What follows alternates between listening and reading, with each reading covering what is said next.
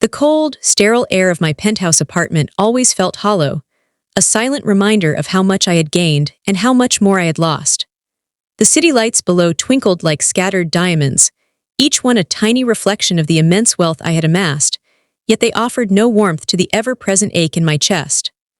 I remembered a different kind of light, a softer glow from a flickering candle on a small, shared birthday cake, a memory that now felt like a cruel trick of my mind. My hands, calloused despite their daily immersion in luxury, often traced the phantom outline of a small hand, a hand that was supposed to grow with mine. A quiet desperation gnawed at me, a feeling of being perpetually adrift, even on the solid ground of my success. The world saw a titan, but I knew I was merely a man haunted by the ghost of a smile, a boy's laughter echoing in the vast, empty halls of my prosperity. The drizzle had turned into a steady, persistent rain by the time my chauffeur pulled my gleaming, obsidian Ferrari into the exclusive underground parking garage of my office building. The car was a masterpiece of engineering and luxury, a symbol of everything I had painstakingly built from nothing. I stepped out, my expensive Italian leather shoes making a soft, almost imperceptible sound on the polished concrete floor. The air was cool, carrying the faint, metallic scent of rain and the sharp, clean aroma of expensive car polish. My tailored suit, a dark charcoal, hung perfectly, accentuating the powerful lines of my shoulders. My watch, a limited edition timepiece worth more than most people's annual salaries, glinted subtly under the artificial light. I ran a hand over my perfectly coiffed hair, a gesture of quiet confidence, a habit formed over years of dominating boardrooms and closing multi-million-dollar deals. As I walked towards the elevator, my mind was already racing through the day's agenda. A 9:00 a.m. meeting with potential investors for the new tech venture, a 11:00 a.m. conference call with the Tokyo branch, a 2:00 p.m. strategy session for the upcoming acquisition. My life was a relentless cascade of decisions, numbers, and deadlines. It was a life I had carved out of sheer will and unyielding ambition, a fortress built against the ghosts of a poverty-stricken past. Each success was a brick in that wall, each dollar earned a reinforcement. But then my stride faltered. My eyes, accustomed to scanning financial reports and market trends, snagged on something utterly out of place, an anomaly in the pristine order of my private garage. There, sprawled across the hood of my very own Ferrari, was a boy. A street boy. He was thin, almost painfully so, his small frame curled up, seeking meager shelter from the chilling rain that somehow managed to seep into this supposedly secure space. His clothes were threadbare, stained with grime and clinging damply to his skin. A faded, thin shirt, several sizes too big, was pulled haphazardly around him, offering little protection. His face, partially obscured by a mop of dark, matted hair, was pressed against the cool, smooth metal of my car, his breath creating a tiny, fleeting cloud on the polished surface. He was fast asleep, utterly oblivious to his surroundings, lost in whatever dreams or nightmares visited him in this unforgiving world. A wave of immediate, sharp annoyance, hot and sudden, surged through me. My meticulously maintained vehicle, my symbol of hard-won achievement, was being defiled. This was not merely a car, it was a statement, a testament to my climb. And this boy, this unknown, insignificant speck, was disrespecting me. How dare he? How had he even gotten in here? The security in this building was supposed to be impenetrable, fortress-like. I stopped dead, my jaw clenching. My initial thought was to call security, to have him removed immediately, to have the car cleaned, sanitized. But something primal, an impulse I rarely indulged, took hold. Perhaps it was the sheer audacity of the situation, or the lingering stress from a particularly brutal week of negotiations. I felt a cold, hard anger spread through my veins. This was my space, my property. Without a second thought, I marched towards him, my expensive shoes making a louder thud this time, each step fueled by a rising fury. My hand instinctively reached for the water bottle I always carried, a sleek insulated metal flask filled with filtered water, usually for my morning gym session. It was full, cold, perfect. "Hey, get off my car." My voice, usually calm and measured, was sharp, cutting through the silence of the garage like a whip. The sound echoed, amplified by the concrete walls.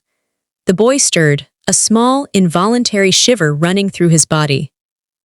He mumbled something incoherent, his face still buried against the car's hood, trying to burrow deeper into the temporary warmth it offered. He hadn't fully registered my presence, hadn't understood the danger he was in. My patience, already thin, snapped. This was not a plea for help, this was an intrusion, an act of sheer insolence in my carefully constructed world. I said, "Get off." I repeated, louder this time, my voice laced with a dangerous edge. He finally jolted awake, his eyes fluttering open. They were wide, dark, and filled with a raw, unadulterated fear. He looked up at me, his small body recoiling, trying to press himself flatter against the car, as if hoping to vanish into its gleaming surface. He scrambled, his thin limbs flailing, a desperate attempt to move, to obey. But he was tangled in his own oversized shirt, his movements clumsy from sleep and the cold. I didn't wait. My anger demanded immediate action. With a deliberate, forceful motion, I uncapped the metal flask, and with a flick of my wrist, I splashed the entire contents directly onto him. The cold water, shockingly cold, hit his face and chest, drenching his already damp shirt. It was a sudden, violent assault of frigid liquid, designed to shock, to punish, to drive him away. He gasped, a small, choked sound of pure terror and discomfort. His eyes, now wide open, brimmed with tears, not just from the cold shock but from the brutal humiliation of it. He cried out, a small, whimpering sound as he finally managed to push himself off the car, tumbling onto the concrete floor with a soft thud. He landed awkwardly, his hands bracing against the ground, his eyes fixed on me, still filled with that deep, primal fear. He scrambled backwards, trying to put distance between us, like a cornered animal. "Don't you ever dare touch my property again," I spat, my voice harsh, unyielding. "This isn't a shelter for beggars, get out." He whimpered again, his lips trembling, but he didn't speak. He just tried to scuttle away, his thin legs struggling to find purchase on the smooth floor. As he pushed himself up, trying to flee, his oversized, wet shirt, now clinging to his skin, rode up his back. And that's when I saw it. It was a mark. A unique, oddly shaped birthmark. Darker than his skin, a blotch resembling a small, gnarled tree root, intricately winding just below his left shoulder blade. My breath caught in my throat. My heart, which moments before had been pounding with righteous anger, suddenly seized, a cold, icy grip closing around it. The air in the garage seemed to thicken, pressing in on me. The fluorescent lights flickered, or perhaps it was just my vision blurring. The sound of the rain outside, the hum of the ventilation system, everything faded into a distant, muffled roar. All I could see, all I could process was that mark. That distinctive, unmistakable birthmark. It was identical. Identical to the one I carried, just below my own left shoulder blade. Identical to the one my mother used to affectionately trace with her finger when I was a small child. Identical to the one my younger brother, Leo, had. Leo, my brother. The name, unspoken for so many years, screamed through my mind, a frantic, desperate echo. Leo, little Leo. My sweet, bright-eyed younger brother who had vanished without a trace 25 years ago when he was just 5 years old and I was 10. Our family had been torn apart by that loss. My mother had never recovered, fading away slowly over the years, her spirit broken. My father had become a shell of a man, consumed by grief and guilt. And I, the older brother, had been left with an unbearable weight, a silent promise to find him, a promise I had slowly, painstakingly, buried under layers of ambition and material success. I had told myself he was gone, that it was impossible, that the world was too vast, too cruel. I had built an empire to forget, to drown out the sorrow, to prove to myself that I could control something, anything, after losing the most important thing. But now here he was. Or at least, here was his mark. On this starving, terrified street boy, the world tilted. The meticulously crafted walls of my fortress, built so carefully over decades, crumbled in an instant. The anger evaporated, replaced by a suffocating wave of horror, disbelief, and a gut-wrenching, soul-deep shame. My legs felt like lead. My throat constricted, making it impossible to breathe. The cold metal flask, still in my hand, felt like a burning brand. I looked at my hand, then at the boy, then at the birthmark, then back at my hand, as if trying to grasp some impossible connection, some undeniable truth. "Leo," I whispered, the name a raw, fragile sound, barely audible, tasting strange and unfamiliar on my tongue after so many years of silence. My voice was hoarse, raspy. The boy, still scrambling backwards, froze. His eyes, wide with fear just moments ago, now held a flicker of something else. Confusion, a tiny spark of recognition, a hesitant hope. He hadn't heard that name in what must have been an eternity. He paused, his small head tilting slightly, like a bird listening to a distant, half-forgotten melody. I took a shaky step forward, then another, my earlier rage replaced by a terrifying urgency.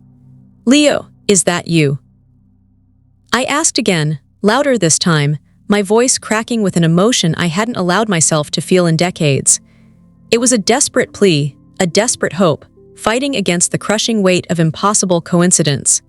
He didn't answer immediately. He just stared at me, his eyes searching my face, trying to find something familiar in the features of this imposing, angry man who had just thrown water on him. His small chest rose and fell rapidly, his wet shirt still clinging to his back, revealing the cruel reality of his young, fragile existence.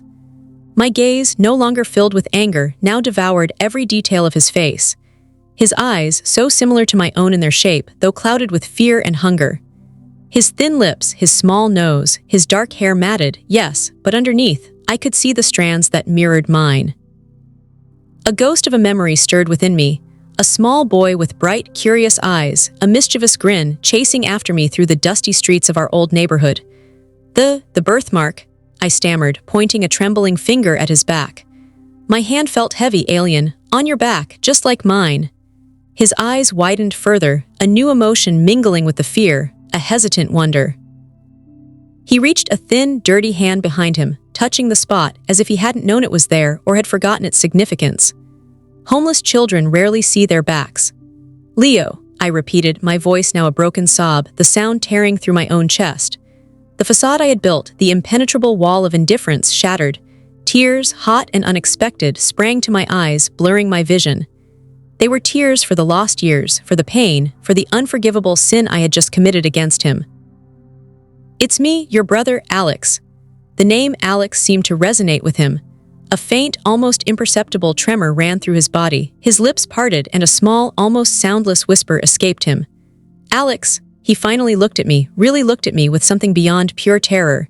He saw the tears streaming down my face, the raw anguish in my eyes, the desperate plea.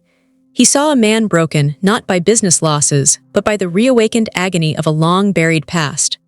My name is Kai," he finally said, his voice a faint rasp, unused to speaking, unused to being heard. He must have been given a new name or adopted one to survive on the streets.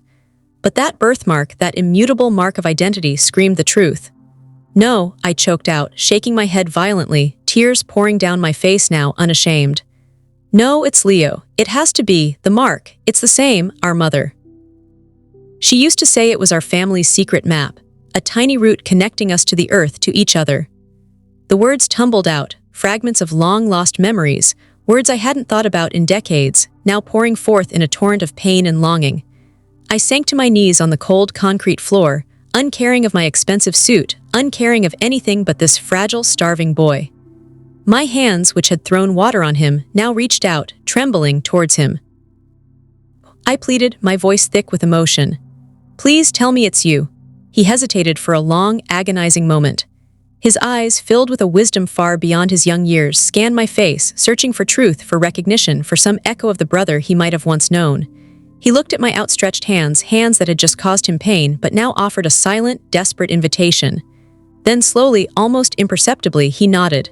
A tiny, barely visible nod. I remember. A big brother, Alex. His voice was barely a whisper, a thread of sound, but it was enough. It was everything. A sob tore through me, deep and guttural, shaking my entire body. It was a sob of relief, of sorrow, of guilt, of an overwhelming, unbearable joy. I lunged forward, not caring if he recoiled, not caring if I scared him again. I wrapped my arms around his small, trembling body, pulling him into a tight embrace. His small frame felt impossibly thin, fragile, like he might break. His clothes were wet and smelled faintly of damp earth and neglect. But I didn't care. I held him close, burying my face in his matted hair, letting the tears flow freely. "My God, Leo," I sobbed, my voice muffled against his shoulder. "My God, I thought you were gone. I thought I'd never see you again." He was stiff at first, unused to such closeness, such warmth, such overt emotion. His body was tense, rigid, a lifetime of street survival making him wary of any sudden embrace. But slowly, tentatively, I felt his small arms wrap around me, a hesitant, fragile grip. He was crying too now, silent tears streaming down his face, soaking into the fabric of my suit jacket. We stayed like that for what felt like an eternity, kneeling on the cold concrete floor of my opulent parking garage, a billionaire and a homeless boy, brothers finally reunited after 25 long, agonizing years. The rain outside continued its relentless drumming, a soundtrack to the raw, unfiltered emotion that filled our small, private space. The shame was a bitter, metallic taste in my mouth. I, Alex Volkov, a man who commanded respect and fear in the corporate world, a man who had built an empire, had just kicked his own brother, soaked him with cold water, and verbally abused him. My wealth, my success, my lavish lifestyle, it all felt like a cruel joke, a monstrous mockery, knowing that while I slept in silk sheets and drove cars worth millions, my own flesh and blood, my little brother was sleeping on the streets, enduring unimaginable hardship, hunger, and fear. The bitter irony was a dagger to my heart. "I am so sorry, Leo," I choked out, pulling back just enough to look at his tear-streaked face, my hands gently cupping his cheeks. His skin was rough, chapped, but beneath the grime I saw the ghost of the boy I remembered. "I am so sorry for everything, for not finding you sooner, for what I just did." He just looked at me, his eyes searching, perhaps for an explanation, perhaps for a hint of the brother he once knew beneath the layers of this imposing stranger. You were so angry," he whispered, his voice still raspy. "I was a fool, Leo," I confessed, shaking my head, my own tears still flowing. "A blind, arrogant fool. I was so wrapped up in myself, in my own world, I didn't recognize you." My voice broke again. How could I not recognize my own brother? He didn't have an answer. How could he? His life had been a brutal struggle, a constant fight for survival. He probably hadn't had the luxury of remembering a childhood from 25 years ago, not when his daily battle was for food, for warmth, for safety. I carefully helped him up, my hands gentle now, reverent. His small body trembled slightly as he stood, his eyes still wide, still uncertain, but the raw fear had begun to recede, replaced by a cautious curiosity, a flicker of hope. "We need to get you warm," I said, my voice thick with emotion, my mind already racing, processing a million urgent needs. "We need to get you food, a doctor, everything." I pulled off my expensive suit jacket, the one I had just been so proud of, and draped it around his shivering shoulders. It was far too big, swallowing his small frame, but it was warm, and it smelled of me, of a life he had been excluded from for so long. He clutched the jacket tightly, his small hands pulling the lapels closer to his body, as if seeking solace from the warmth. He still didn't speak much, perhaps overwhelmed, perhaps still processing the impossible turn of events. But he didn't resist. He allowed me to guide him, his trust a fragile, precious thing I had almost shattered. I remembered the day he disappeared. It was a market day, full of noise and people. We were playing hide and seek near our small, dilapidated house. He was supposed to be hiding. I was counting. I reached 100, and when I opened my eyes, he was gone. Vanished. We searched, our parents searched, the entire neighborhood searched for weeks, then months, then years. His face, emblazoned on missing posters that faded with the sun and rain, slowly became a blur. The police had no leads. He was just gone. A child swallowed by the vast, indifferent city. My parents never recovered. My mother used to sit by the window for hours, staring out as if willing him to appear. My father worked himself to the bone, trying to fill the void with endless labor, but his eyes always held a deep, unshakable sorrow. I had been just 10 years old, a boy myself, burdened with the unspoken guilt of being the older brother, the one who was supposed to protect him. That guilt had festered, turning into a relentless drive. I had promised myself I would never be helpless again. I would climb, I would fight, I would conquer, until I was untouchable, powerful enough to control my own destiny. I had succeeded beyond my wildest dreams, only to find that the very success I chased had blinded me to the one thing that truly mattered. I led Leo towards the elevator, my hand gently on his back, feeling the thinness of his bones beneath the fabric of my jacket. Every step was a step away from my old self, away from the cold, unfeeling man I had become. The realization had not just broken my anger, It had shattered my entire perception of reality, tearing open wounds I thought had long healed. "We're going upstairs," I explained, my voice still raw. "To my apartment. You'll be safe there, warm, you can eat, rest." He looked up at me again, his eyes wide, a question in them. "Apartment?" "Yes," I nodded, a faint, almost shy smile touching my lips. "A very big apartment, with a warm bed, and plenty of food." The words felt foreign coming from me, a man who usually discussed market caps and profit margins. But now, they were the most important words I had ever uttered.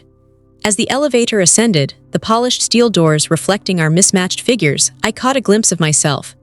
My face was streaked with tears, my hair disheveled, my expensive suit jacket draped around a homeless boy. I looked nothing like the CEO the world knew. I looked like a man broken, then reborn. Ride Up was silent, save for the soft hum of the machinery. I kept glancing at Leo, studying his profile, trying to etch every detail into my memory.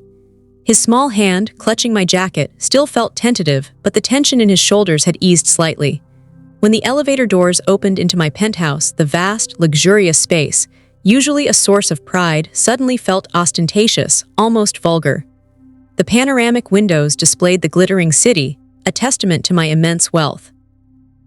But all I saw was the shadow of poverty clinging to my brother. "Come," I said, my voice gentle. I led him through the expansive living area, past modern art pieces and designer furniture towards the kitchen.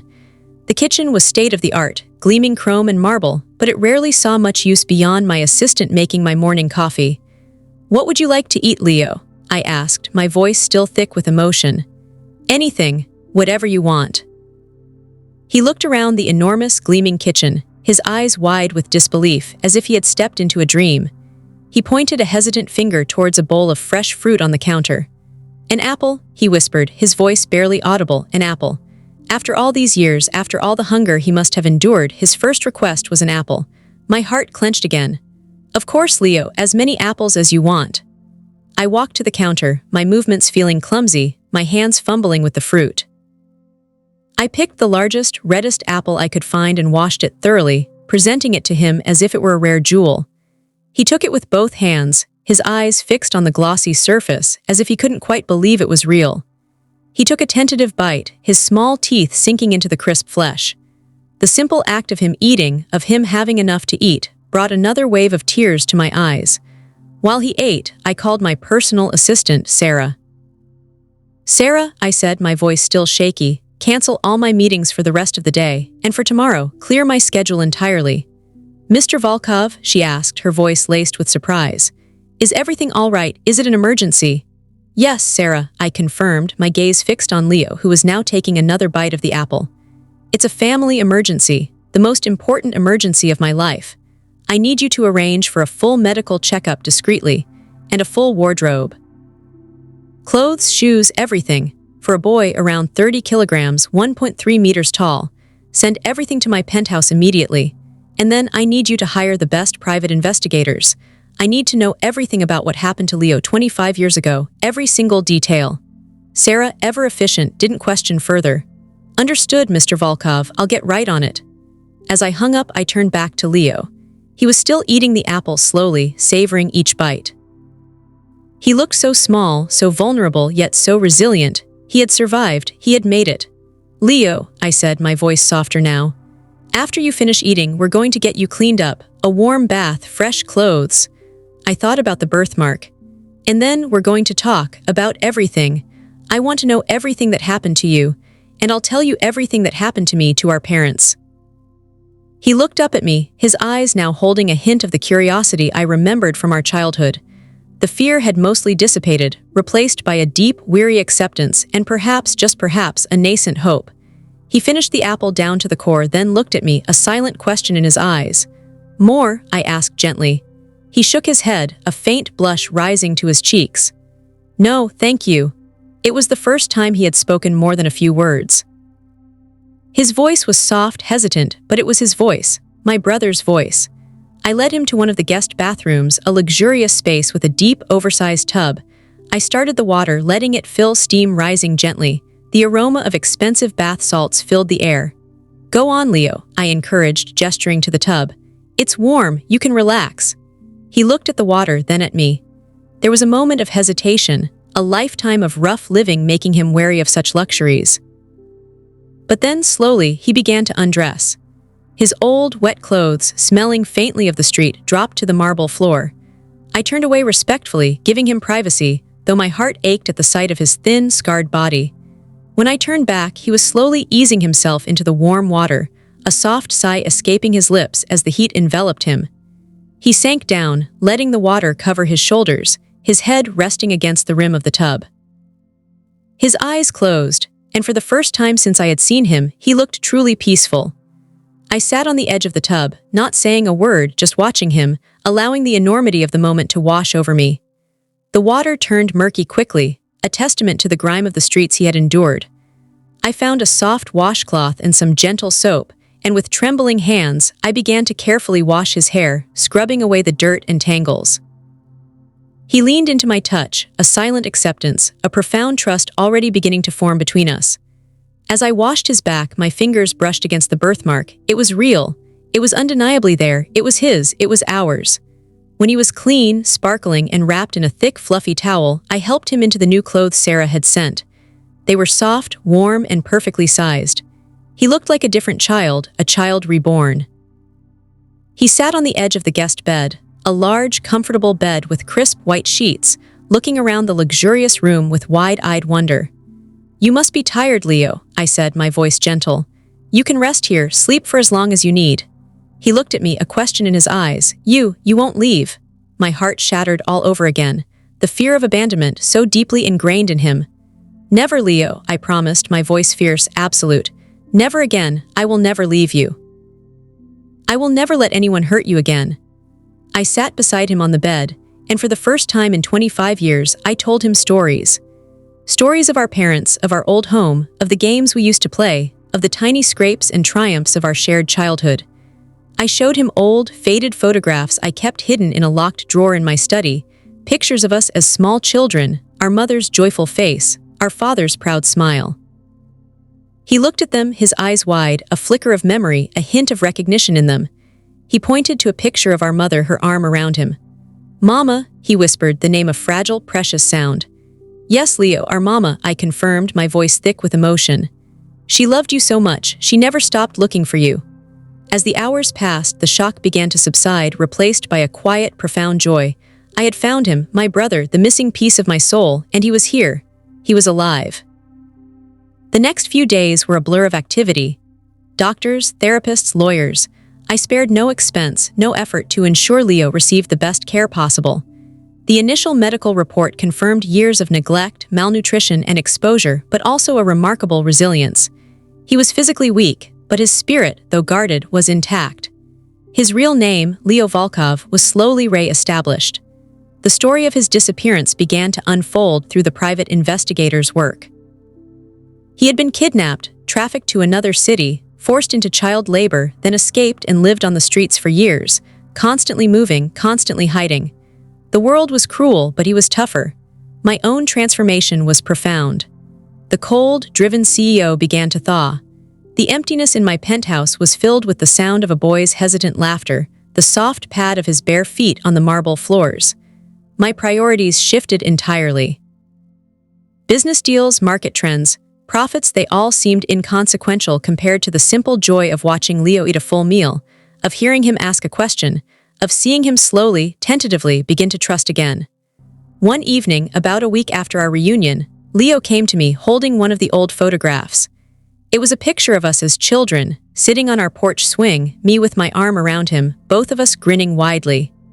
"Alex," he asked, his voice still soft, but stronger now, more confident. Will we always be together now?" I knelt down, meeting his gaze. My heart swelled with a love so fierce, so overwhelming, it almost brought me to my knees. "Always, Leo," I promised, my voice unwavering. "Always, forever, you are my brother, and I will never let you go again."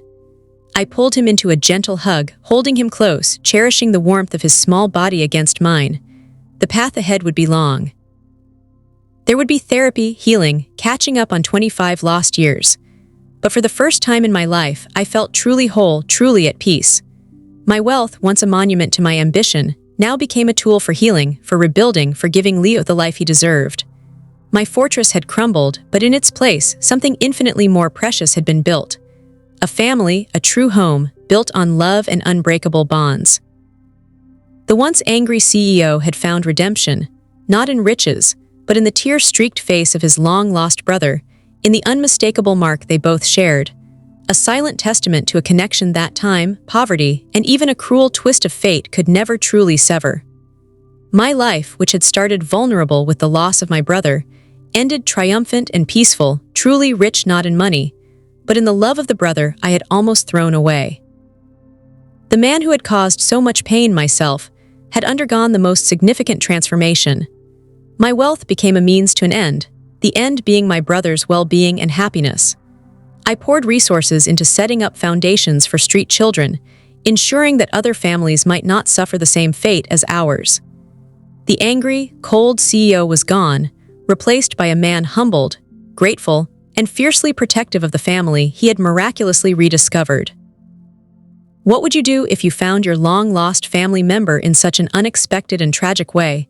Share your opinion in the comments below. If you want to see and hear more emotional, shocking, twist, suspense, and revenge stories like this, please subscribe to Aunt Me's Fireside Story. Please like this video. Thank you so much for watching today's video with full attention. Until next time. The chill that settled deep into my bones as I stepped back across the familiar threshold of my own home wasn't from the late autumn air, though that, too, carried a biting edge. No, it was the aftermath, the profound, almost deafening echo of a life irrevocably altered, the consequence of a truth finally brought to light after 30 long years of carefully curated silence. The heavy oak door, scarred with generations of knocks and weather, closed behind me with a gentle, resonant thud, a sound that seemed to seal off the tumultuous world outside, leaving me utterly alone with my thoughts. The air inside the house felt different too. It was thick, almost palpable, with the scent of old wood, simmering tea left on the stove hours ago, and a faint, acrid tang that might have been the lingering residue of unspoken words, still clinging to the very fabric of the curtains. The light from the single, aged floor lamp in the living room cast long, dancing shadows across the patterned rug and up the walls, making the familiar space feel both comforting and oddly alien. Each shadow seemed to stretch and writhe, mimicking the tumultuous thoughts that chased each other through my mind, a frantic, relentless parade of what-ifs and might-have-beens, punctuated by the stark, undeniable reality of what was. I stood there just inside the entryway, my worn leather purse still clutched tightly in my hand, its strap digging a faint, numb line into my palm. My wool coat, heavy with the dampness of the evening, still enveloped me, but I felt none of its comforting warmth. Instead, a pervasive internal cold seeped into every fiber of my being, reaching into the deepest caverns of my spirit. My gaze drifted slowly, taking in the small, familiar details of my home. The slightly askew painting of a pastoral landscape above the mantelpiece, its colors faded by decades of sunlight. The stack of well-loved books on the coffee table, their spines softened and creased. The delicate, hand-embroidered doily on the antique side table, a gift from my grandmother 60 years ago. Each item was a silent witness to a life lived, a story unfolding, and now, to a new chapter beginning with the shattering resonance of a deeply buried secret finally unearthing itself. The silence that followed was not merely the absence of sound. It was a living, breathing entity, pressing in on me from all sides. It wasn't the gentle, companionable quiet of a peaceful evening, nor the comforting hush of a house settling for the night. This was a heavy, profound silence, imbued with the weight of unburdened secrets and the trembling fragility of a newly exposed truth. Every creak of the old house, every distant whisper of the wind against the window panes, every minuscule shift of the heating system, seemed amplified, cutting through the stillness with an unnerving clarity. It was the silence of a stage after the final, climactic act, when the audience has departed, leaving only the echoes of their collective gasp and the lingering scent of human emotion in the empty hall. My own breathing, usually so unobtrusive, felt loud and ragged in my ears, a testament to the internal storm that raged within. Even the gentle tick-tock of the grandfather clock in the hall, A sound I had found so reassuring for 50 years, now seemed to beat with an almost frantic urgency, marking the relentless passage of time. Each second, a tiny hammer blow against the raw surface of my newly exposed heart. The very air around me seemed to hum with an unheard frequency, vibrating with the momentousness of what had just transpired. My legs, surprisingly, felt steady as I finally managed to shed my coat, hanging it carefully on the worn brass hook beside the door. The familiar ritual, a small anchor in the storm, provided a momentary distraction. I then made my way slowly into the living room, my gaze falling upon the unlit fireplace. A single, small log, carefully placed hours ago, waited patiently for a spark. Usually, on an evening like this, with the outside world growing dim and the temperature dropping, I would have coaxed a cheerful flame into existence, watching its dancing glow chase away the encroaching shadows. But tonight, I couldn't bring myself to do it. The idea of warmth, of light, felt almost sacrilegious, a betrayal of the cold, hard clarity that had finally broken through the decades of mist. Instead, I sank onto the plush velvet armchair, the one my late husband, Arthur, had always favored. The fabric still retained a faint, ghost-like impression of his form, a comforting memory that now felt laced with a bitter irony. He had known, of course. Arthur, my steadfast rock, had been privy to the edges of my burden, the deep, dark secret that had shadowed my every waking moment for so many years. He had seen the way my eyes would sometimes cloud over, the subtle tremor in my hands when certain topics were broached, the way I would subtly steer conversations away from the past, always deflecting, always protecting. He hadn't known the full, gruesome details, no, but he had known enough to understand the profound sorrow that resided within me, and he had loved me despite, or perhaps because of it. His quiet strength had been my solace, his unwavering presence a sanctuary. But even he, with all his love and wisdom, couldn't have truly fathomed the magnitude of the revelation that had just unfolded. My gaze drifted towards the window, where the last vestiges of twilight were rapidly fading, giving way to the inky blackness of a moonless night. A lone, persistent star, barely a pinprick of light, bravely pierced the vast darkness, a tiny beacon in an otherwise overwhelming void. It reminded me strangely of the hope I had clung to for so long, a hope that justice, however belated, would one day find its way into the world. And tonight it had. But the victory, if one could even call it that, felt hollow, tinged with a profound sadness that threatened to consume me whole. The kind of sadness that doesn't scream or rage, but rather settles like a fine, pervasive dust, coating every surface of the soul. I closed my eyes, pressing the heels of my hands into them until faint, swirling patterns of light danced behind my eyelids. The image of Jonathan's face, contorted in disbelief, then horror, then utter defeat, was seared into my memory. His carefully constructed facade, built brick by brick over 30 years, had crumbled in a single, devastating moment, exposing the rot beneath for all to see. The audible gasp that had rippled through the small courtroom had been a sound I knew I would carry with me until my dying day. It was the sound of truth shattering illusion, the sound of an entire community reckoning with a deception of unimaginable scale. And I, little me, had been the one to wield the hammer. A tremor ran through my body, a shiver that had nothing to do with the lingering chill. My hands, still clasped together, felt icy cold, despite the warmth of the room. I opened my eyes again, blinking slowly, as if to clear away the last vestiges of the horrifying tableau. My gaze landed on an old, leather-bound photo album resting on the lowest shelf of the bookshelf. Its cover was faded, its pages yellowed with age, but within its depths lay the visual chronology of my life, a silent testament to joys and sorrows alike. I reached for it almost instinctively, my fingers brushing against the worn leather, the texture familiar and comforting. Pulling it onto my lap, I opened it to a random page. A photograph, brittle with time, showed a younger me, perhaps 25 years old, standing beside Arthur. We were at a summer picnic, our faces beaming, his arm wrapped protectively around my waist. My hair, then a rich auburn, caught the sunlight, and my eyes, though smiling, held a youthful innocence that now felt like a relic from another lifetime. Beside us stood my sister, Eleanor, her bright, vivacious smile almost blinding, her arm linked through mine. And next to Eleanor, a handsome, charming young man with sparkling, mischievous eyes. Jonathan. The very man whose world I had just meticulously, painfully, brought crashing down.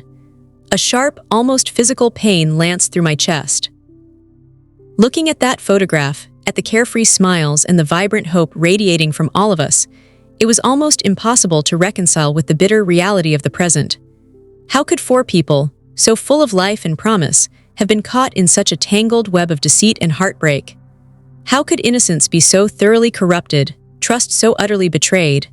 The questions hung in the air, heavy and unanswered, pressing down on me with an almost unbearable weight. I traced the outline of Alina's face with my fingertip, her image a poignant ache in my heart. My beautiful, spirited sister. She had been the sun to my moon, the vibrant burst of color to my quiet hues. We had been inseparable as children, sharing secrets whispered under starry skies, giggling through countless sleepovers, dreaming of futures intertwined. Her loss, 30 years ago, had been a wound that never truly healed, merely scabbed over, always threatening to break open with the slightest provocation. And the manner of her loss, the devastating, unbelievable circumstances that had been carefully spun into a palatable narrative by Jonathan, had been a festering infection beneath the surface of my grief. For 3 decades, I had carried the burden of suspicion, a tiny, insidious seed of doubt planted deep within my soul. The official explanation for Alina's sudden, tragic demise had never quite sat right with me. The local authorities, swayed by Jonathan's charm and his seemingly impeccable reputation, had concluded it was a terrible accident, a slip and fall during a late-night stroll by the river. A tragic, unfortunate event. But my heart, my intuition, the quiet, persistent voice within me had always screamed otherwise. The pieces never quite fit. The timeline was fuzzy. Jonathan's grief, while outwardly profound, had always felt off. Too theatrical, perhaps, or too swift in its resolution. And the little things, the tiny, almost imperceptible discrepancies in his story, had gnawed at me like persistent little mice, gnawing at the foundations of my peace. I remember the day of Alina's funeral as vividly as if it were yesterday. The oppressive heat of the late summer day, the cloying scent of lilies and damp earth, the hushed whispers of the mourners, their faces etched with sympathy and sorrow.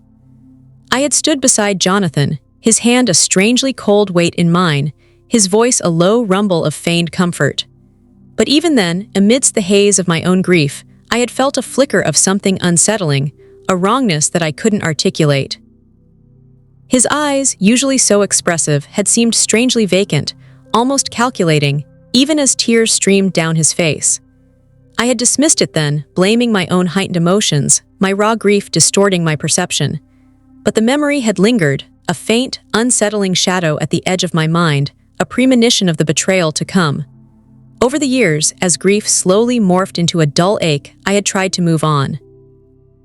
I married Arthur, built a beautiful life with him, filled with quiet joys and shared laughter. But the seed of doubt about Alina's death never truly withered. It lay dormant, occasionally sending up a frail tendril of suspicion, a quiet question mark in the back of my mind. I would find myself revisiting old newspaper clippings, poring over the police reports that had seemed so definitive at the time, looking for any overlooked detail, any misplaced comma, any shred of evidence that would corroborate my insidious fears. Arthur, bless his patient soul, would sometimes find me in the late hours, hunched over documents, a distant look in my eyes. He would simply sit beside me, his hand gently resting on my shoulder, offering silent support, never questioning, never judging. He knew I needed to search, even if I found nothing. Then, 5 years ago, a chance encounter had ignited the dormant flame into a raging fire. I had been clearing out some of Alina's old belongings, things my parents had kept in their attic for decades after her death, finally given to me after their own passing.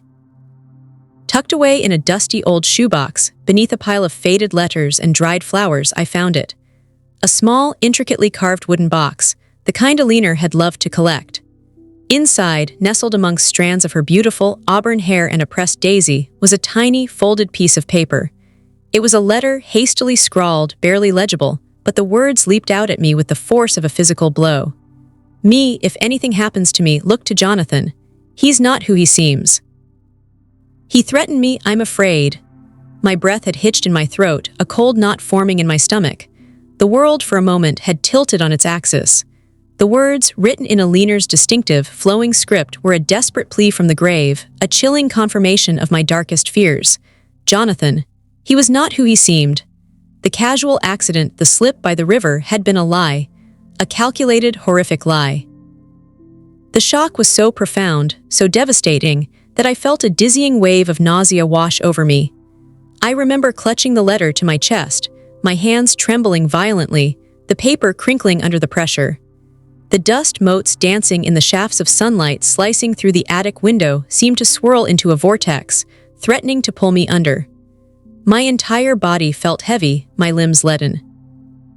For 30 years, I had walked through life, believing one truth, only to have it ripped away in a single, gut-wrenching moment, replaced by a monstrous reality that was far more sinister than anything I had ever imagined. That day marked the beginning of my quiet, relentless crusade. I didn't rush into anything, no frantic accusations, no emotional outbursts.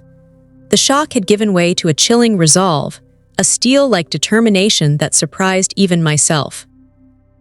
I knew I couldn't just present the letter and expect justice. Jonathan was a pillar of the community, a respected businessman, a man with powerful connections and an unblemished reputation. My word, fueled by a 30-year-old letter, would simply be dismissed as the ramblings of a grieving sister, driven by delusion. No, I needed proof. Irrefutable, undeniable proof that would expose him for the monster he truly was. My search began subtly, meticulously. I reread Aliner's diaries, looking for hidden clues, subtle shifts in tone, anything that might point to Jonathan's sinister nature. I revisited old friends, carefully weaving questions into seemingly innocuous conversations, piecing together fragments of memories, trying to unearth any forgotten disagreements or unspoken tensions between Aliner and Jonathan. I spent countless hours in the musty archives of the local library, poring over old microfilms of newspaper articles, searching for any detail I might have missed in the original reports of Aliner's death. My nights were filled with restless sleep, haunted by fragmented dreams and the chilling image of Aliner's terrified face. It was a painstaking, often disheartening process. Each dead end felt like a fresh wound, each unanswered question a heavy stone added to my already burdened heart. There were moments of despair, moments when I felt the crushing weight of the past threatening to overwhelm me, to force me to abandon my quest. But then I would think of Aliner, her vibrant laughter, her kind spirit, her desperate plea from beyond the grave, and a renewed surge of determination would course through my veins. I owed it to her. I owed it to the innocent girl she had been, whose life had been so cruelly stolen. My breakthrough came 2 years ago, in the most unexpected of places.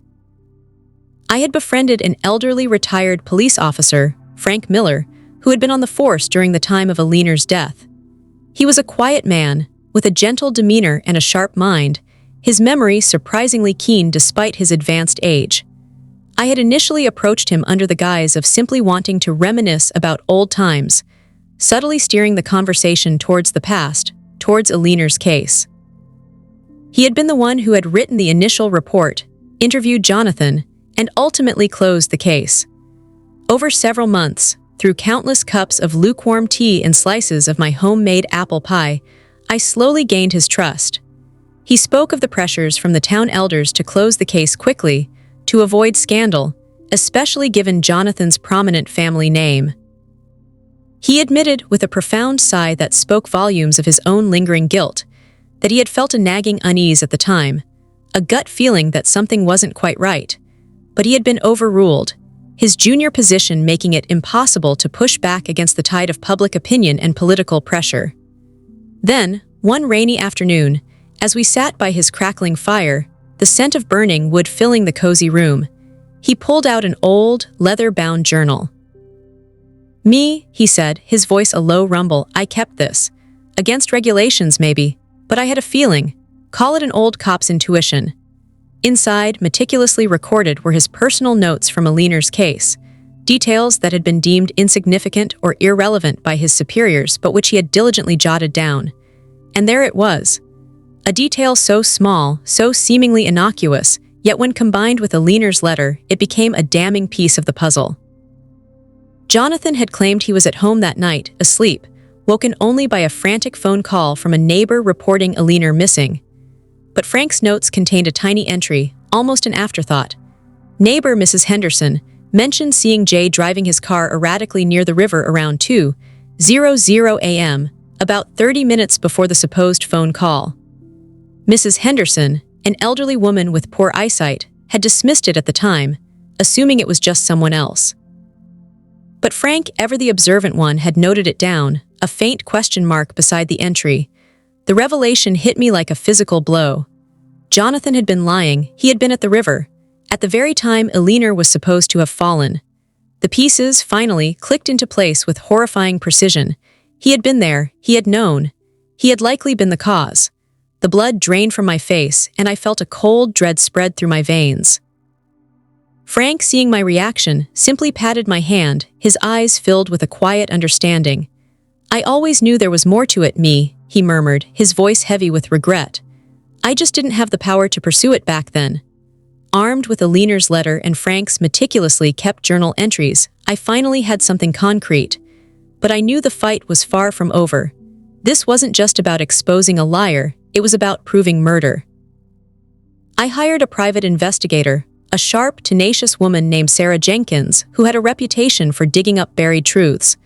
I presented her with everything, pouring out my heart, recounting 30 years of suppressed suspicion and newfound certainty.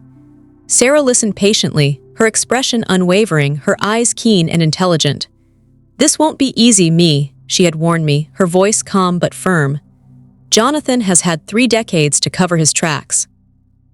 People don't want to believe ill of someone so respected, but we'll try." And try she did. Sarah was a whirlwind of focused energy. She interviewed everyone, cross-referenced every statement, dug into financial records, phone logs, anything that might shed light on Jonathan's activities around that fateful night. We discovered that Aliner had recently inherited a significant sum of money from a distant aunt, a fact that had been largely overlooked in the initial investigation. Jonathan, it turned out, was in deep financial trouble at the time, something he had expertly concealed from everyone, including Aliner. He had been secretly gambling away his family's inheritance, driven to desperation. Aliner's inheritance, it seemed, had been his salvation, or so he had hoped. The picture that slowly emerged was sickeningly clear. Jonathan, under immense financial pressure, had tried to persuade Aliner to invest her new inheritance in one of his dubious business schemes. She, being sensible and astute, had refused, seeing through his desperate facade. A heated argument had ensued, likely culminating in a confrontation by the river that night. In a fit of rage, or perhaps a moment of calculated desperation, he had pushed her. The accident was a carefully constructed lie to cover up a heinous crime driven by greed and a shocking lack of conscience. The path to justice was arduous, fraught with legal battles, public skepticism, and Jonathan's fierce denials. He was a master manipulator, twisting facts, playing the victim, even attempting to discredit me and Sarah. But we persevered. Frank Miller, despite his failing health, bravely testified, his journal entries providing crucial new evidence. The private investigator meticulously presented her findings, piece by painful piece, weaving a tapestry of undeniable truth. Aliner's letter, though old, was authenticated, its desperate plea echoing through the courtroom. The trial lasted for weeks, a grueling, emotionally draining ordeal. Every day I sat in that courtroom, my heart pounding, my stomach churning, listening to the horrifying details of my sister's last moments, the cold, calculating nature of the man I had once considered family. Jonathan, seated across the room, maintained his smug, defiant posture for most of the proceedings, his eyes flicking occasionally to mine with a mixture of contempt and something akin to fear. But as the evidence mounted, as the net tightened around him, I watched as his carefully constructed composure began to crack, tiny fissures appearing in his impregnable mask. And then came my testimony. Standing on the witness stand, facing the man who had stolen my sister's life and haunted mine for 3 decades, was the hardest thing I have ever done. My voice, though trembling at first, grew steadily stronger as I recounted the years of suspicion, the discovery of Aliner's letter, the painstaking investigation, the undeniable facts. I spoke of Aline's vibrant spirit, her unwavering kindness, the gaping hole her absence had left in our lives. I looked directly into Jonathan's eyes, and for the first time, I saw it true, unadulterated terror. The mask was gone, replaced by the raw, ugly face of a cornered man. The jury returned their verdict after only 2 days of deliberation. Guilty. The word resonated through the courtroom like a thunderclap, shaking the very foundations of the building. Jonathan's immediate reaction was a primal scream of disbelief, quickly followed by a desperate plea to the judge, his face a grotesque mask of shock and fury. But it was too late. The truth, finally, had triumphed. The silence I found myself in now, back in my living room, was the silence after that thunderclap, after the storm had passed. The storm of grief, of doubt, of painstaking investigation, of legal battles, of public scrutiny, it was over. Justice, however belated, however costly, had finally been served. I placed the photo album back on the shelf, my fingers lingering on the faded spine. The photograph of Aline, smiling so brightly, was now etched into my mind with a new clarity, stripped of the lingering questions and shrouded doubts. She could finally rest. And perhaps so could I. The weight in my chest had not entirely lifted, but it had shifted, transforming from a suffocating burden into a profound sense of quiet peace. It wasn't the triumphant exhilaration I might have once imagined, but something far more complex, far more deeply resonant. It was the peace that comes from fulfilling a sacred trust, from honoring a desperate plea, from finally setting things right. It was the peace of knowing I had done everything I could for my sister, even if it had taken 30 years. I rose from the armchair, my movements slow and deliberate, as if each step required conscious effort. The house was still steeped in shadow, but the sliver of the distant star had been joined by a growing constellation, tiny pinpricks of light beginning to illuminate the vast expanse of the night sky. I walked into the kitchen, the soft glow of the under-cabinet lighting casting a gentle illumination on the familiar countertops. The kettle, still on the stove, was cool to the touch. I refilled it with fresh water from the tap, the clear liquid swirling and gurgling as it filled, a small, comforting domestic sound. As I waited for the kettle to boil, the soft, rhythmic hum a counterpoint to the quiet solitude of the house, I looked out the window. My garden, usually a source of immense pleasure and solace, lay dormant under the deepening night, the skeletal branches of the ancient maple tree silhouetted against the dark sky. Soon, winter would arrive, blanketing everything in a pristine layer of snow, offering a temporary reprieve, a chance for the earth to rest and renew itself. And perhaps, I thought, I too could finally embrace a season of rest, a chance for my own spirit to heal and renew. The whistle of the kettle, sharp and insistent, broke through my reverie. I poured the steaming water over a tea bag, watching as the dark liquid bloomed and diffused, releasing the comforting aroma of chamomile and lavender. The warmth of the mug in my hands was a welcome sensation, a small anchor in the present moment, pulling me gently away from the swirling eddies of the past. I carried my tea back into the living room, deciding this time to light the fire. With a practiced hand, I arranged the kindling in small logs, striking a match. The tiny flame sputtered for a moment, then caught, greedily consuming the dry wood, sending a plume of delicate smoke curling up the chimney.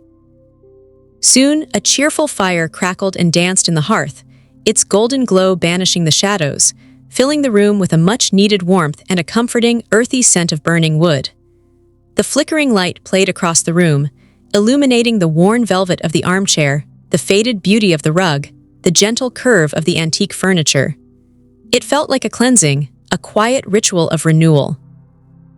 I settled back into the armchair, drawing a soft, wool blanket around my shoulders, its familiar weight a soothing presence. The warmth from the fire began to seep into my chilled bones, chasing away the lingering cold. I took a slow, deliberate sip of my tea, its herbal warmth spreading down my throat, calming the last remnants of the day's turmoil. It was late, far past my usual bedtime, but sleep felt a distant, almost impossible concept. Tonight was for reflection, for processing, for allowing the profound shift that had occurred to fully settle within me. The journey had been long, fraught with pain and uncertainty, but I had made it to the other side. The justice for Aline wasn't a balm that erased the grief, but it was a quiet, profound solace. It was the knowledge that her story, her truth, had finally been heard, that the lie had been exposed, and that the person responsible for her untimely end would face the consequences of his monstrous actions. The scars would remain, etched deep into the fabric of my being, but they would no longer fester. They would simply be a testament to a battle fought and won, a testament to enduring love and unwavering courage. I gazed into the dancing flames, mesmerized by their hypnotic rhythm, the gentle hiss and pop of the burning wood. Each flicker seemed to tell a silent story, a tale of resilience, of the human spirit's extraordinary capacity to endure, to seek truth, and to ultimately find a semblance of peace even in the darkest of shadows. The memories of Alina, now free from the shroud of doubt, felt brighter, more vivid, filled with the warmth of her laughter and the light of her spirit. The night outside was still and deep, punctuated only by the occasional hoot of a distant owl, a melancholy yet strangely comforting sound. The world outside continued its quiet slumber, unaware of the profound shift that had occurred within the confines of my small home, within the depths of my own heart. But I was aware, and that was enough. I closed my eyes again, leaning my head back against the soft velvet, feeling the gentle warmth of the fire on my face. A soft sigh escaped my lips, a deep, cleansing release of years of pent-up sorrow and tension. It was not a sigh of defeat, but of profound, utter exhaustion and perhaps a quiet, nascent hope. Hope for a future where the shadows no longer held such a powerful sway, where the light of truth could finally illuminate the path ahead. The journey had been arduous, yes, but it had also been a testament to the enduring power of love, the love for my sister, the love that compelled me to seek justice, even when the odds seemed insurmountable. And as the flames continued their silent dance, casting their golden glow across the room, I felt a deep, abiding sense of gratitude. Gratitude for Arthur's unwavering support, for Frank's quiet courage, for Sarah's relentless pursuit of truth. And gratitude, above all, for Alina, whose spirit had guided me through the darkest hours, whose silent plea had finally been answered. The weight of the world, for the first time in 30 years, felt infinitesimally lighter. The air, once thick with unspoken words, now felt clearer, imbued with the quiet promise of healing. And as the night deepened, and the fire slowly dwindled to glowing embers, I allowed myself to simply be, to exist in that quiet space between past and future, between sorrow and a gentle, dawning peace. The story wasn't just about revenge. It was about the profound, intricate tapestry of human connection, of loss, of the relentless pursuit of truth, and ultimately of the quiet resilience of a heart that refused to be broken. It was a story etched into the very core of who I am, a testament to the enduring power of a sister's love, and a quiet whisper that even the darkest secrets, given enough time and unwavering determination, will eventually find their way into the light. The journey had ended, yes, but the healing had just begun. If you want to see and hear more emotional, shocking, twist, suspense, and revenge stories like this, please subscribe to Aunt Me's Fireside Story. Please like this video. Thank you so much for watching today's video with full attention. Until next time.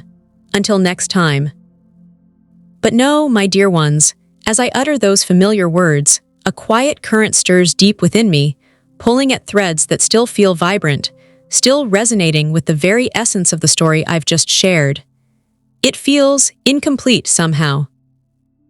As though I've offered you a glimpse of a magnificent, ancient tapestry, rich with drama and resolution, but neglected to turn it over and reveal the intricate, delicate knots on its reverse side, the quiet, lingering echoes, the truly profound transformations that unfolded long after the climactic scene had faded. The final chapter of Clara's journey, you see, was not marked by a single dramatic flourish, but by 1,000 tiny, brave steps, each one etching a deeper, more permanent mark on the landscape of her soul and the lives intertwined with hers. My apologies, my heart simply insists that you hear the rest, for it is in these quiet, post-storm moments that true resilience, true strength, and the most exquisite forms of healing often reveal themselves, shimmering like dewdrops on a newly bloomed rose. The courtroom drama, the gasp of revelation, the swift, undeniable verdict that finally brought Clara a measure of justice against her duplicitous cousin, Robert, those moments, charged with electric tension, certainly marked an end. But they were, in truth, only the genesis of a much longer, far more complex process. Imagine, if you will, the absolute physical and emotional exhaustion that followed. For 3 long years, Clara had battled not just a person, but a pervasive sense of betrayal that had seeped into every corner of her existence. Her nights had been plagued by restless tossing and turning, the image of Robert's smug, calculating face a persistent shadow behind her eyelids. Her days were a relentless grind of legal consultations, evidence gathering, and the gnawing anxiety that justice might, somehow, slip through her fingers, as elusive as morning mist. When the judge's gavel finally struck with a definitive thwack, echoing through the hushed courtroom, and the sentence of 8 years imprisonment for fraud and embezzlement was pronounced for Robert, a strange, hollow sensation enveloped Clara. It wasn't the triumphant elation she had perhaps envisioned during her darkest hours. It was more like the sudden, profound quiet that descends after a violent thunderstorm has passed, leaving behind dripping leaves, saturated earth, and a sky that, though clear, still holds a hint of bruised purple. The immediate roar in her ears was not one of celebration, but of an overwhelming, almost suffocating silence. Ah, that silence. It was unlike any she had ever known. It wasn't the gentle, comforting quiet of a snowy evening, nor the peaceful hush of a library at 3:00 a.m. This was a silence that reverberated with the absence of conflict, a vast, echoing void where once the clamor of accusation and defense had raged. It was the silence of a battle-scarred field after the last cannon has fired, where the air still hums with the memory of percussion, but only the wind now whispers through the tall, flattened grass. It settled upon her like a heavy, velvet cloak, muffling the distant sounds of the city, the soft murmurs of well-wishers, even the frantic beat of her own relieved heart. In that moment, the cessation of sound wasn't peace. It was merely the cessation of war, leaving behind a cavernous space for her own thoughts, previously drowned out by the conflict, to finally emerge raw and unedited. It stretched out, vast and unexplored, a new landscape for her bruised spirit to navigate, pregnant with both the promise of repose and the daunting weight of healing yet to come. It lasted for what felt like an eternity, though in reality it was only a handful of minutes as she slowly, deliberately walked out of the courtroom, the heavy oak doors closing behind her with a soft, final sigh. Her dearest friend, Eleanor, a woman whose loyalty had been a steadfast lighthouse through Clara's tempest, was waiting for her outside, her eyes, usually so bright and expressive, now wide with a mixture of relief and concern. Eleanor didn't immediately embrace her or offer words of congratulations. Instead, she simply extended her hand, palm up, a silent invitation, and Clara took it, her fingers intertwining with Eleanor's, a lifeline in that vast, echoing quiet. The simple warmth of human connection, after so much isolation and legalistic coldness, was a balm that spread through her veins. They walked slowly, away from the imposing courthouse, its gray stone facade now seeming less formidable, its purpose fulfilled. The crisp autumn air bit at Clara's cheeks, a welcome sensation, sharp and real, cutting through the numbness that had settled within her. The calendar read Oct 18, 2023. Leaves, brilliant hues of crimson and gold, crunched under their feet with each measured step, a small, rhythmic symphony against the lingering silence in Clara's mind. It was the scent of damp earth and decaying leaves that finally began to anchor her, a familiar aroma that hinted at cycles of death and rebirth, a subtle promise of renewal. Eleanor eventually broke the silence, her voice soft, almost a murmur. "What now, Clara? What does your heart tell you to do now that the fight is over?" Clara looked up, her gaze tracing the bare branches of an ancient oak tree, stark against the pale blue sky. I don't know, Eleanor. For so long the fight was my purpose. It consumed me, defined my days.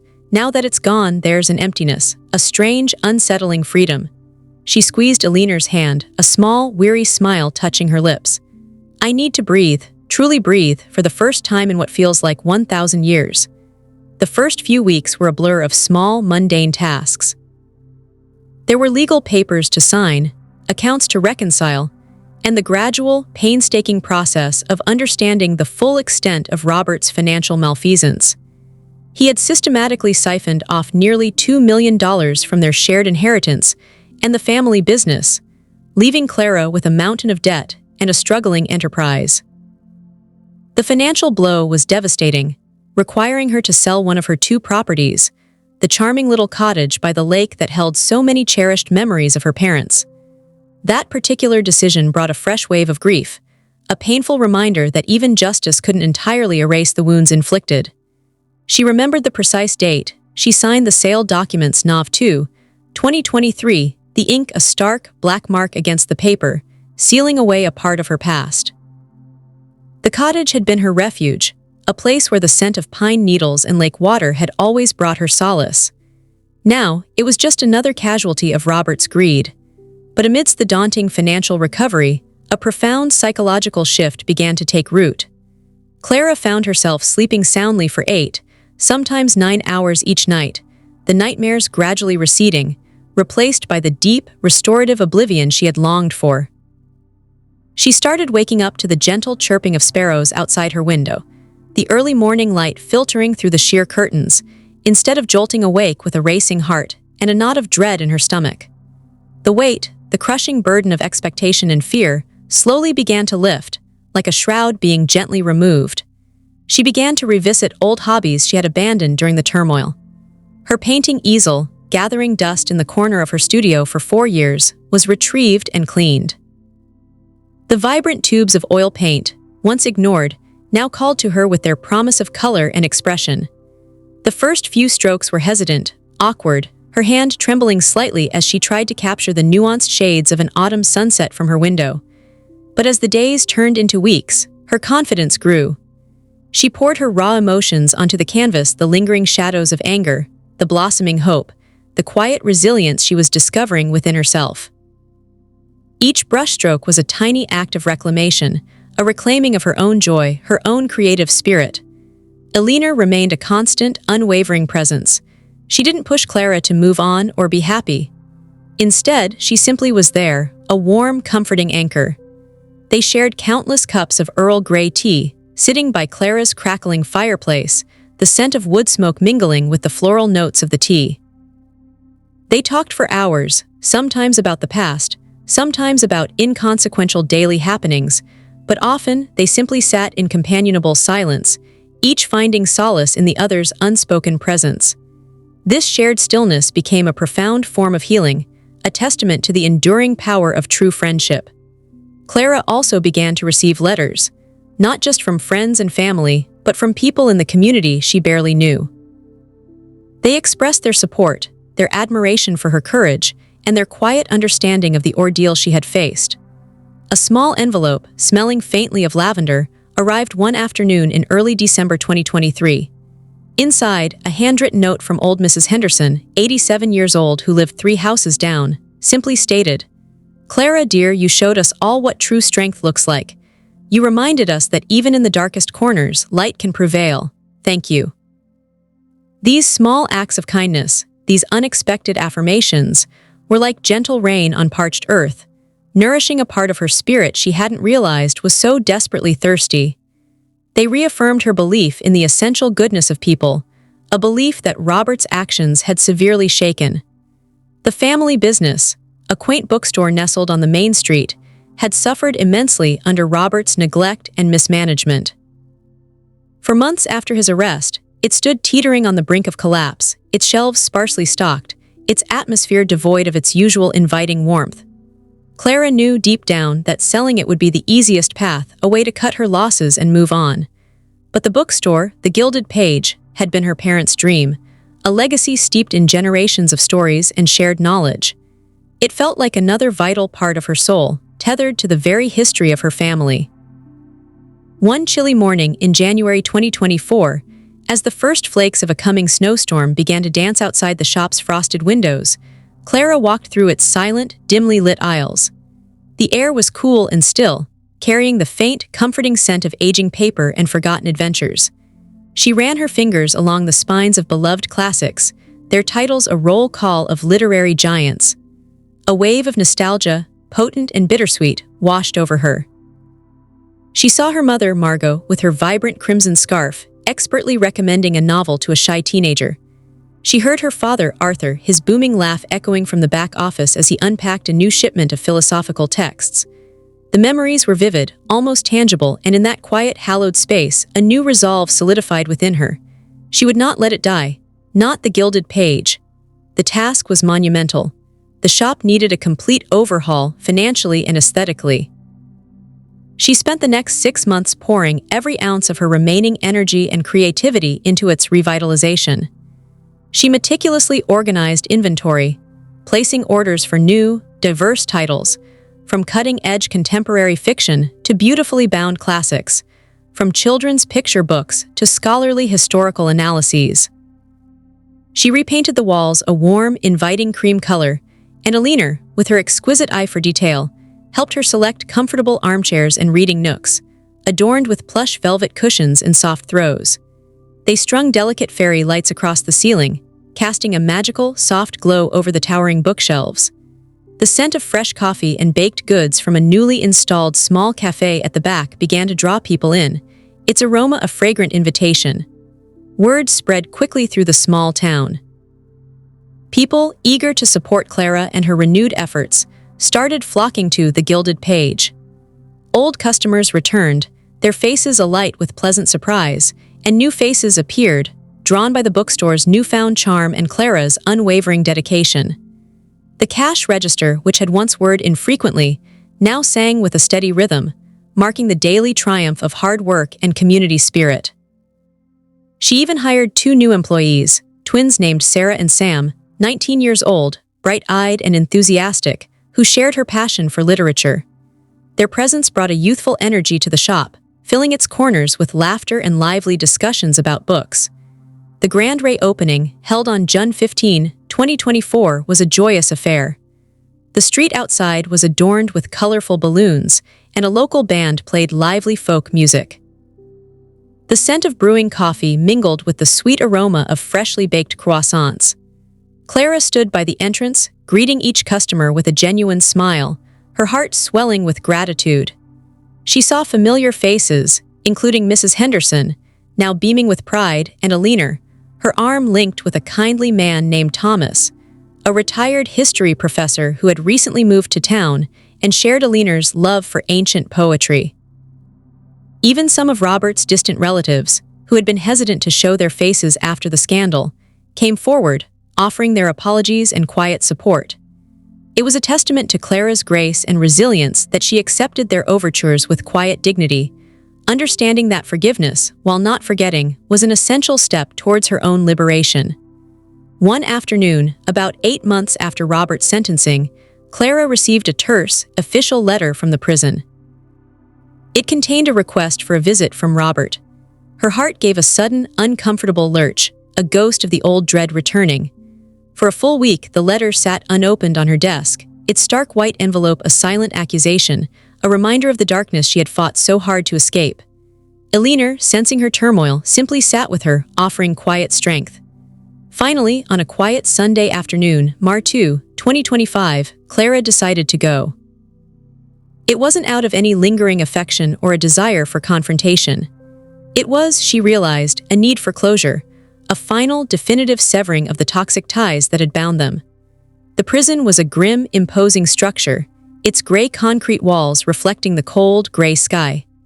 The sterile atmosphere, the metallic tang in the air, the constant, low hum of institutional machinery, it all pressed in on her, threatening to revive old anxieties. When Robert was brought in, seated across from her at a stark metal table, Clara was struck by the change in him. The arrogance that had once defined his posture, the cruel glint in his eyes, had been replaced by something hollowed out, almost defeated. His hair was thinner, streaked with premature gray, and his once impeccable clothes were replaced by a faded jumpsuit. He looked tired, older than his 45 years. He didn't offer an apology, not directly. Instead, he spoke in a low, monotone voice, rambling about the loneliness, the regret, the endless hours spent staring at a wall, replaying his decisions. He spoke of his mistakes, a euphemism for the deliberate destruction he had wrought. Clara listened, her face impassive. She felt no surge of triumph, no burning desire for further retribution, only a profound sense of sadness, not just for herself, but for the wasted potential of a man consumed by his own avarice. She saw the wreckage of a life, not the demon she had once feared. "I just wanted you to know," he finally said, his voice barely a whisper, "that I see now what I did, what I lost." He looked directly at her, and for the first time, Clara saw a flicker of genuine remorse in his eyes, a brief, fragile spark in the desolate landscape of his self-pity. Clara simply nodded. She didn't offer forgiveness, nor did she deny it. She just said, "I hope you find a way to make peace with yourself, Robert. That's all any of us can truly do." Her voice was calm, steady, devoid of anger. She rose from the table, a lightness entering her steps that hadn't been there when she walked in. As she left the prison, the cold air outside felt strangely invigorating, a cleansing breath. The visit hadn't been about him. It had been about her, about finally unburdening herself of the last vestiges of bitterness. The seasons continued their relentless march.